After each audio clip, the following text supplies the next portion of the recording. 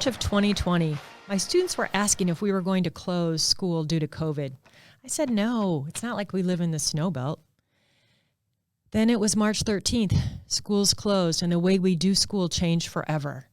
On this show, we're going to talk about the ways in which schools and community have had to pivot and continue to pivot in a constantly changing reality. This is Pivot.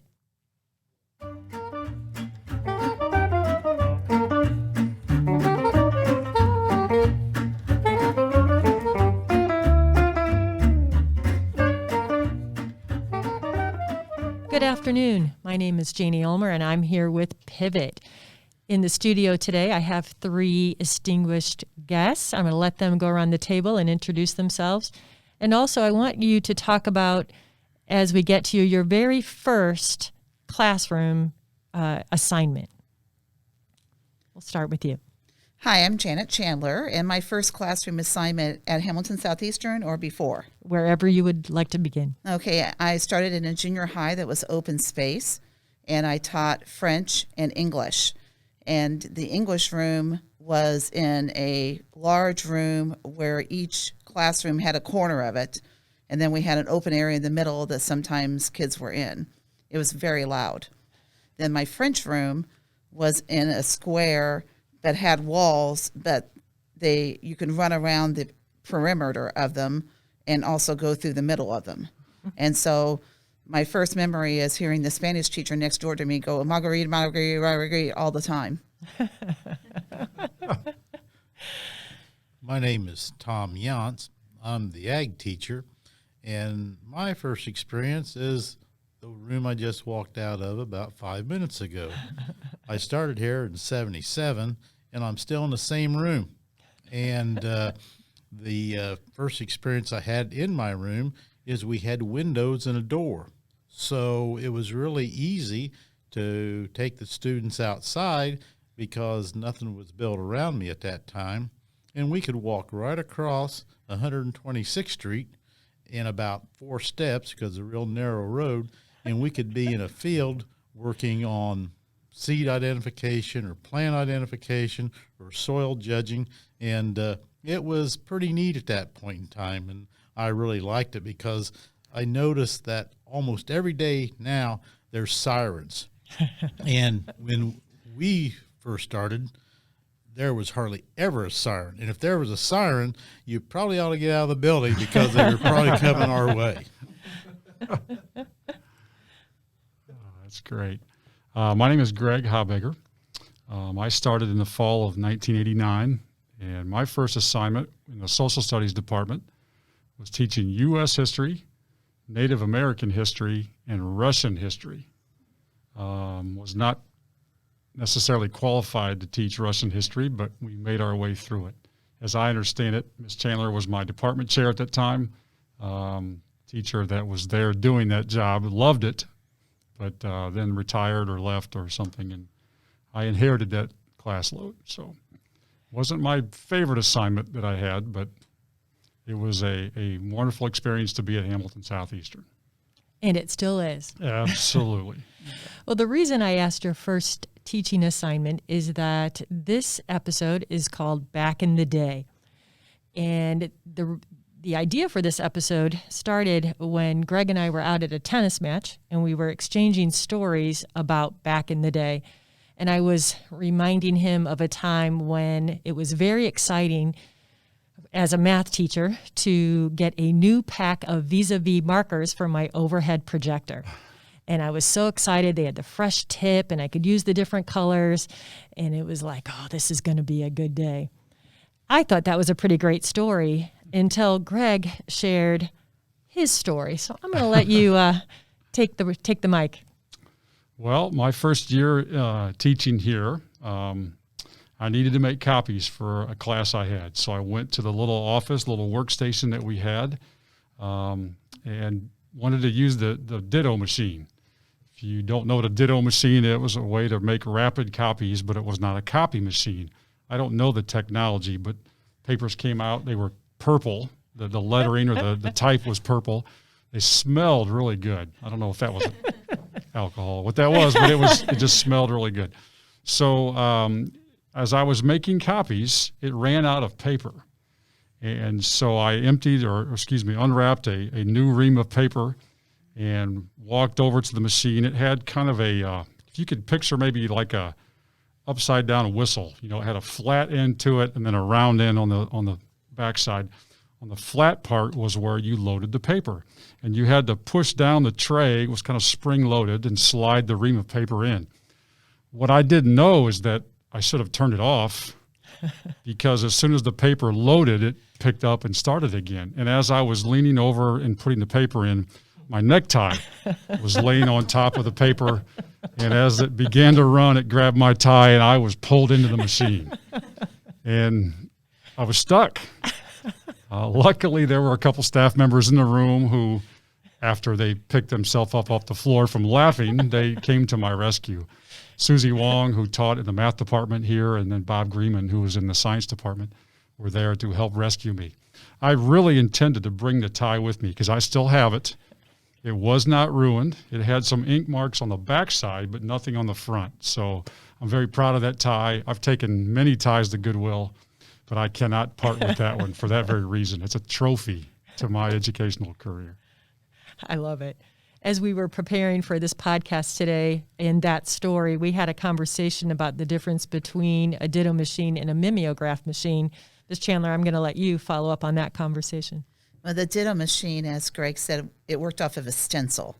And so you had, basically you can write on it or type on it with a typewriter, which we had in the building at that time, and made the purple copies. The mimeograph made black copies.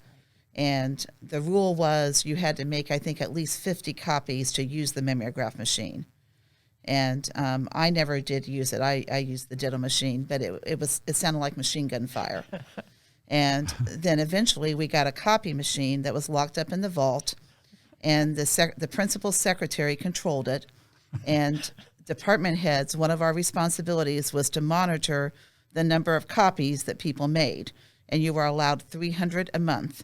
And we had to keep a little chart on how many copies everybody was using. Tom, do you remember those days? Yeah, I remember those days when you had all those purple and they stuck and they stained and you had it all over your fingers and it was about like tattoo ink. And, it was just, everything was multiple and everything was so heavy. Because you had to have a ream of this and a ream of that, and you had to carry that stuff around, and it was just like, your room got built up around the sides because you had all these supplies that, whether you'd ever use them or not, but you got them at one time, and we had to keep them through the end of the year because you didn't get to go back and get any more. They had said, come on down and get your supply for the year, and you just kind of had to make sure that you planned really well on how many papers you was going to use in the copiers and all that. As the supplies were kept in the vault also. Oh. Yes. Paper clips, that kind of thing. So we've all been in education a long time. If you had a chance to go and talk to a college class of future educators, what piece of advice would you have for those new teachers? I think you have to be flexible and you have to be ready for anything. No one teaches you like how to collect money for a field trip or anything of that nature. Instead you're learning about Piaget and different educational theories that are nice, but they don't necessarily apply when you're in the trenches. Mm-hmm. Absolutely. I guess if I was going back, and I do go back to Purdue once in a while or wherever I go to talk, and I tell them, I said, when you're teaching ag, you've got 3 things to do. You got to teach ag. Then you got to coach judging teams. And then you got to raise money so you can go on the trips. And that was not talked about in teacher college. They never said anything about, how are you going to pay? Because when I started, there wasn't much money, so you had to raise money. So fundraising's always been probably in my DNA because we just had to raise all the money to go on all the trips because the principal wasn't going to give you any money. And you just had to have money to be able to go. So, it was like those three parts of teaching ag. That's the way it is. And if you want to do anything, if you want to be active chapter and do some things, you got to be able to do those three. That's good. It's been over 20 years since I've been in the classroom because I was a dean of students for 6 and now athletic director. But as I think back to preparation for college, for teaching, I remember when I got here being almost half offended that I was treated or I was considered the rookie or the new guy because I thought I knew everything. and boy, you find out really quick that experience is the absolute best preparation for anything. Just having gone through it before and being in this situation or having that kind of student in your classroom. So I think I would encourage myself, if I could go back and talk to me or to other students, is to come in with some humility, understand that you don't know everything, and that the experience you gain is going to be really, really important. I would add one more thing, too, just in watching the veteran teachers who I think are the best at what they do.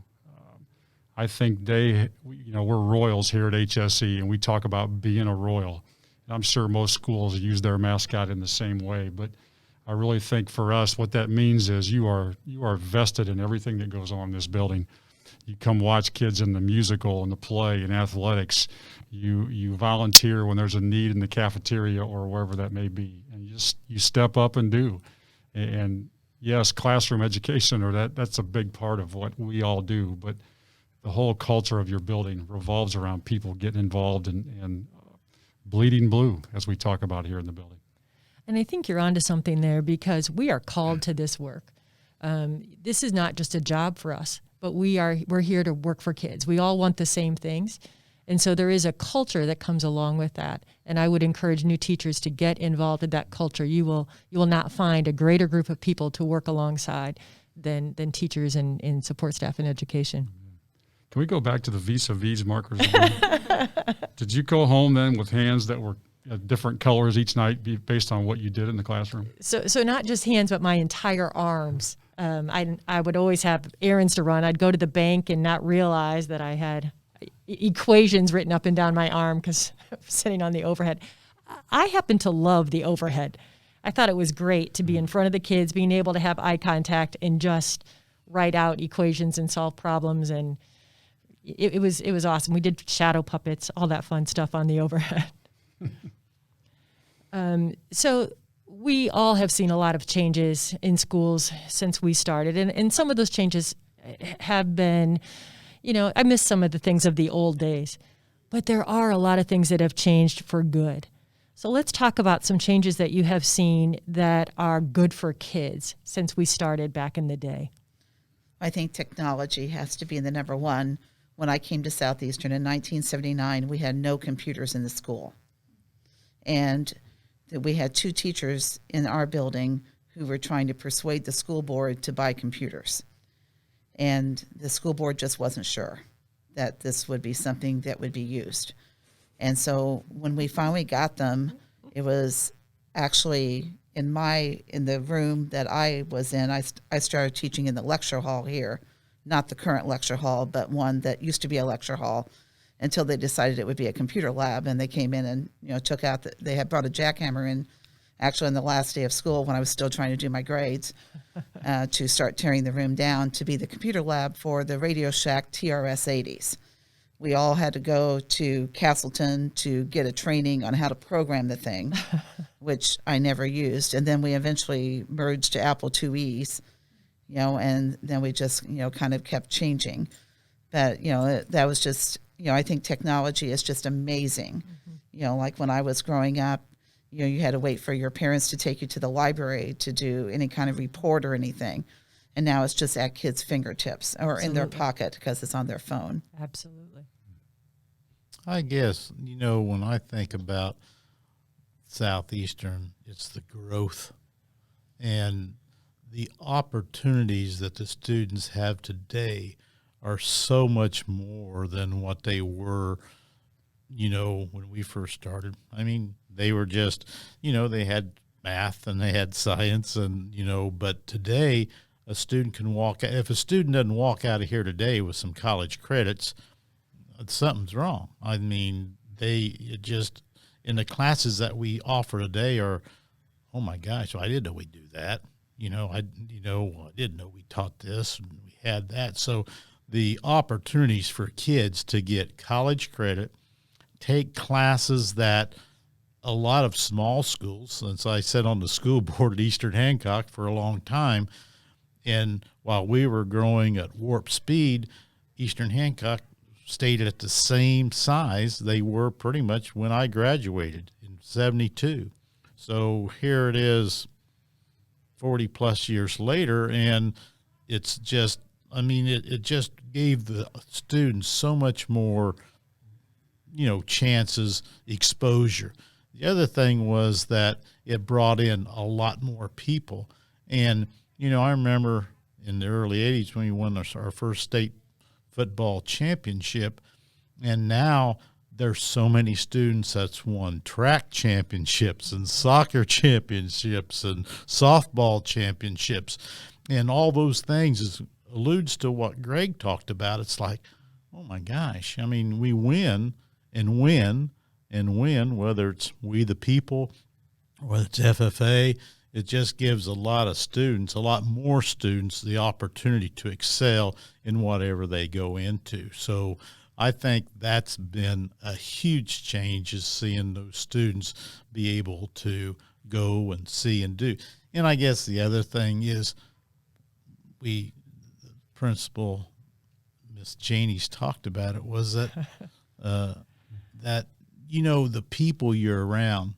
It just, who would have thought that we'd be able to see people come to our, like Sam Ryan coming in and talking about genetics, and when you have government officials come in and talk, and the mayor officials, having those people and the students seeing them up close and personal. So I just think that, with a big school comes big opportunities. Absolutely. Thank you. I think just to piggyback off that, I think of what I've watched, it hasn't been a great big change, but in some ways there has been where the support and the parent involvement here has been tremendous. We laugh sometimes as we hire coaches in the athletic office. Our standard line is that, one of the best things about Hamilton Southeastern is that we have really involved parents. One of the worst things about Hamilton Southeastern is we have really involved parents. But we say that tongue in cheek because coaches that have been other places and then come here look at us like, you guys have no idea what you have here at HSE.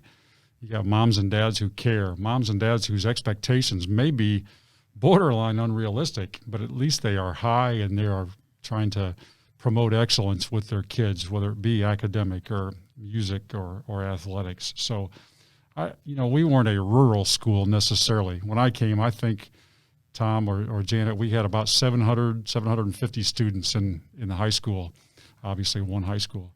But it still had a little bit of a rural feel to it, certainly different than it is now. But I do think that's just something I've seen evolve, is that the expectations continue to get greater, but I think it drives our kids to be at their best.